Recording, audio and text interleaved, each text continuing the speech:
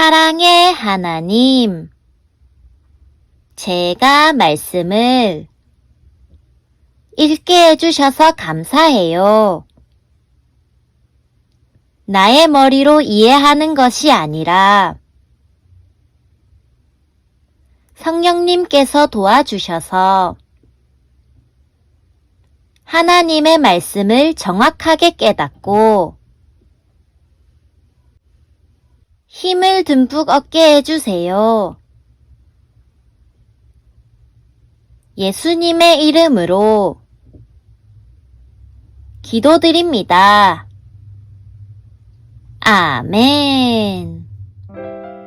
안녕 친구들.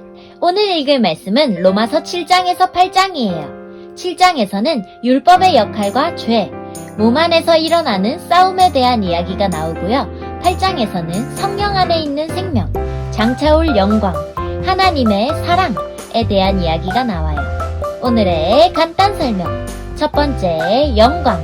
영광은 빛나는 영예, 아름답고 뛰어나고 훌륭하다고 인정되는 자랑, 인간이 감당할 수 없는 초월한 빛 등을 말해요.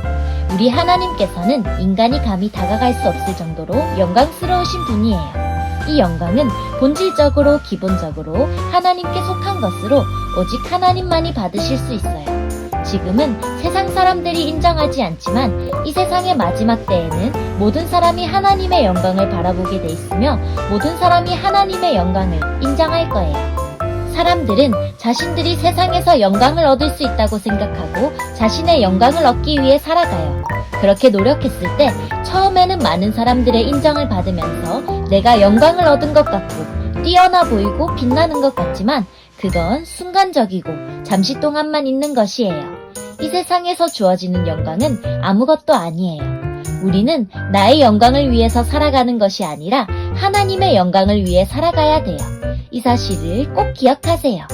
두 번째, 중보기도. 중보기도는 다른 사람을 위해서 하나님의 은혜를 얻기 위해 권리를 가진 사람들이 하나님께 나아가는 기도예요. 도움을 필요로 하는 사람들을 위해 자격을 갖춘 사람들이 하나님께 간구하는 행위예요. 중보기도는 다른 사람을 위해서 성령님의 능력을 의지해 드리는 기도예요. 이를 통해 가족, 사회, 나라, 열방을 향한 하나님의 뜻을 구하기도 해요. 기도하지 못하는 우리를 위해 성령님께서 대신 중보기도 해주시기도 해요. 그럼 말씀 속으로 출발! 형제자매 여러분, 나는 지금 율법을 아는 여러분에게 말하고 있습니다. 여러분은 율법이 사람이 살아있는 동안에만 그 사람을 지배한다는 것을 알지 못합니까? 이를테면 결혼한 여자는 남편이 살아있는 동안에는 법에 의해 남편에 매여 살아야 합니다. 하지만 남편이 죽으면 그 여자는 남편에게 매여 있던 법에서 해방됩니다. 그래서 여자가 남편이 아직 살아있는데도 다른 남자와 결혼하면 그 여자는 간음죄를 짓는 것이 되지만 만일 남편이 죽으면 그 여자는 그 법에서 해방되므로 다른 남자와 결혼하더라도 간음죄를 짓는 것이 되지 않습니다. 내 형제자매 여러분, 이와 같이 여러분들도 그리스도의 몸으로 말미암아 율법에 대해 죽었습니다. 이제 여러분은 하나님께 열매를 맺기 위해 다른 분, 곧 죽은 사람들 가운데서 살아나신 그분의 사람이 되었습니다. 전에 우리가 죄의 성품에 사로잡혀 살았을 때는 율법이 우리 몸속에서 죄를 지으려는 욕망을 일으켜 죽음에 이르는 열매를 맺게 했었습니다. 그러나 이제 우리는 우리를 가둔 율법에 대해 죽고 율법으로부터 해방되었습니다.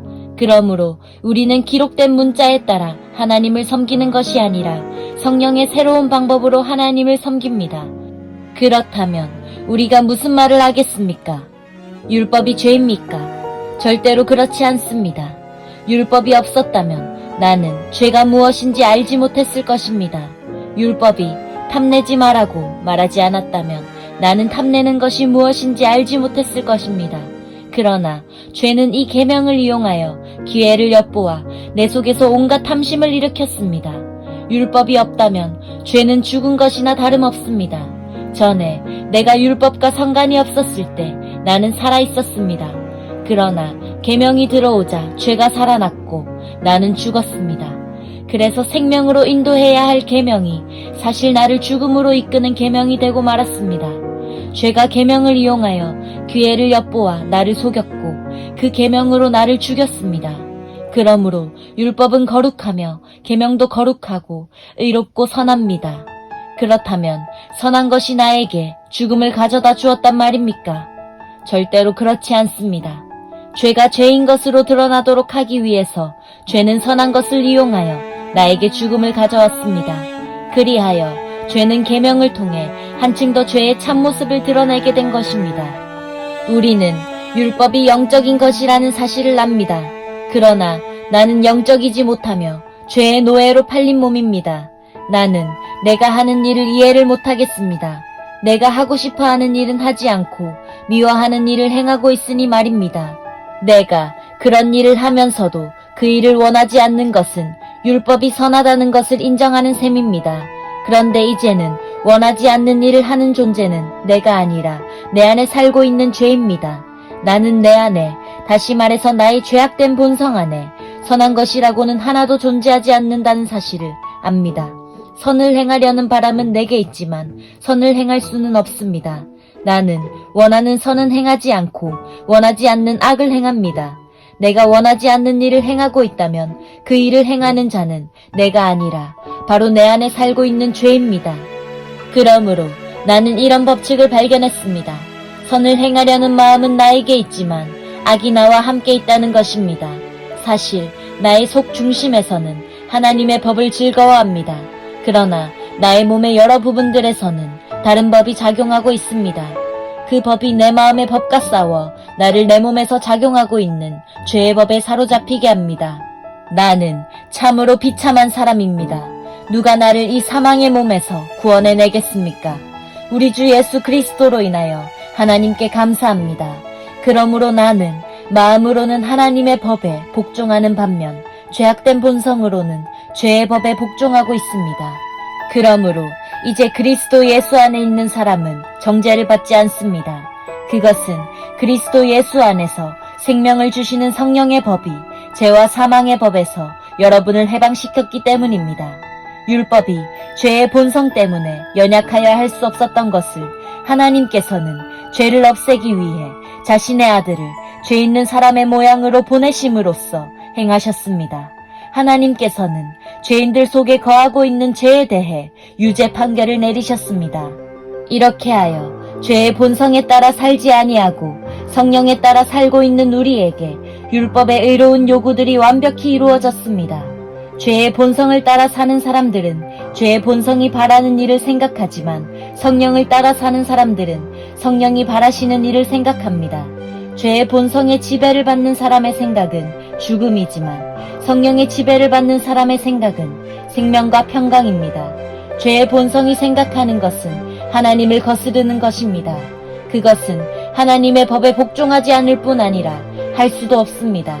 죄의 본성의 지배를 받는 사람은 하나님을 기쁘시게 할 수 없습니다.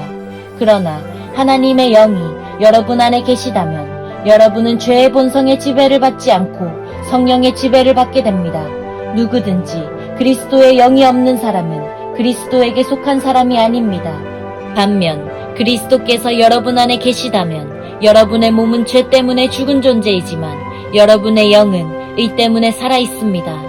예수님을 죽은 사람들 가운데서 다시 살리신 분의 영이 여러분 안에 살아계시면 여러분 안에 계신 그분의 영으로서 여러분의 죽을 몸도 살리실 것입니다. 그러므로 형제 여러분, 우리는 빚을 진 사람들입니다. 그러나 죄의 본성을 따라 살아야 하는 죄의 본성에 빚진 사람이 아닙니다. 죄의 본성에 따라 산다면 여러분은 죽을 것입니다. 그러나 성령의 도우심을 받아 몸의 악한 일을 죽인다면 여러분은 살 것입니다. 왜냐하면 하나님의 영으로 인도받는 사람들은 누구나 하나님의 자녀이기 때문입니다. 여러분이 받은 성령은 여러분을 다시 두려움에 이르게 하는 노예로 만드는 영이 아니라 여러분을 하나님의 자녀가 되게 하는 영이십니다. 그래서 우리는 그 성령을 의지하여 아바 아버지라고 부를 수 있는 것입니다. 성령께서는 친히 우리의 영과 함께 우리가 하나님의 자녀라는 것을 증언합니다. 자녀라면 또한 상속자이기도 합니다. 우리는 하나님의 상속자이며 또한 그리스도와 공동의 상속자입니다. 그래서 우리는 그리스도께서 누리시는 영광에 참여하기 위해 그분이 겪으신 고난에도 참여하는 것입니다. 나는 현재 우리가 겪는 고난은 장차 우리에게 나타날 영광과 비교하면 아무것도 아니라고 생각합니다. 모든 피조물은 하나님의 자녀들이 나타나기만을 간절히 기다리고 있습니다. 피조물은 허무하게 되었습니다. 그렇게 된 것은 피조물이 원해서가 아니라 그렇게 하신 하나님의 뜻 때문이었습니다. 하지만 소망은 있습니다. 그것은 피조물도 썩어짐의 굴레에서 해방되어 하나님의 자녀가 누리는 영광스러운 자유에 참여하리라는 소망입니다. 우리는 모든 피조물이 이제까지 신음하고 해산의 고통을 겪고 있다는 것을 압니다. 피조물만 아니라 성령의 첫 열매를 받은 우리들 자신도 속으로 신음하며 우리가 하나님의 자녀가 되는 것과 우리 몸이 구속될 것을 간절히 기다리고 있습니다. 우리는 이러한 소망으로 구원을 받았습니다. 눈에 보이는 소망은 소망이 아닙니다. 보이는 것을 소망하는 사람이 어디 있겠습니까? 따라서 우리가 아직 보지 못한 것을 소망한다면 우리는 그것을 인내함으로 기다려야 합니다. 이처럼 성령께서는 우리의 약함을 도와주십니다. 우리는 무엇을 기도해야 하는지도 모르지만 성령께서는 말로 다 표현할 수 없는 간절함으로 우리를 위해 중보기도를 하십니다. 사람의 마음을 꿰뚫어 보시는 하나님께서는 성령의 생각이 무엇인지를 아십니다. 그것은 성령께서 하나님의 뜻에 따라 성도들을 위해 중보기도를 하시기 때문입니다. 우리는 하나님께서 모든 일을 하나님을 사랑하는 사람, 즉 하나님의 목적을 위해 부름을 입은 사람들의 선을 위하여 하신다는 것을 알고 있습니다. 하나님께서는 전부터 아셨던 사람들을 그분의 아들과 동일한 형상을 갖도록 미리 정하시고 하나님의 아들을 많은 형제들 중에서 맏아들이 되게 하셨습니다. 하나님께서는 미리 정하신 사람들을 부르셨고 부르신 사람들을 의롭다고 하셨고 의롭다고 하신 사람들을 영화롭게 하셨습니다. 이 점에 대해 우리가 무엇이라고 말할 수 있겠습니까? 하나님께서 우리 편이시라면 누가 우리를 대적하겠습니까? 자기 아들까지도 아끼지 않고 우리 모두를 위해 내어주신 분께서 그 아들과 함께 우리에게 모든 것을 은혜로 주지 않으시겠습니까? 하나님께서 택하신 사람들을 누가 고소할 수 있겠습니까? 의롭게 하시는 분은 하나님이신데 누가 감히 죄가 있다고 판단하겠습니까? 죽으신 분은 그리스도 예수이십니다. 그분은 죽으셨을 뿐만 아니라 다시 살아나 하나님의 오른편에 앉아 계시면서 우리를 위해 중보기도를 하고 계십니다. 누가 우리를 그리스도의 사랑에서 끊을 수 있겠습니까? 환난입니까? 아니면 어려움입니까? 핍박입니까? 그렇지 않으면 굶주림입니까? 헐벗음입니까? 위험입니까? 아니면 칼입니까? 성경에 기록된 것처럼 우리는 하루 종일 주님을 위해 죽음에 직면하고 있습니다. 우리는 도살당할 양과 같은 대접을 받았습니다. 그러나 우리는 우리를 사랑하신 하나님을 힘입어 이 모든 것을 이기고도 남습니다. 나는 확신합니다. 죽음이나 생명이나 천사들이나 하늘의 권세자들이나 현재일이나 장래일이나 어떤 힘이나 가장 높은 것이나 깊은 것이나 그 밖에 어떤 피조물이라도 우리를 우리 주 그리스도 예수 안에 있는 하나님의 사랑에서 끊을 수 없습니다. 짜잔! 여기까지가 로마서 7장에서 8장이에요. 말씀 꿀단지 맛있게 먹었나요? 오늘도 잘 들어줘서 고마워요. 우리 친구들, 이 세상의 어떤 것도 우리를 예수 그리스도 안에 있는 하나님의 사랑에서부터 끊을 수 없대요. 정말 멋진 일이에요, 그쵸? 이 사실을 기억하며 힘내서 살아가요. 그럼 안녕!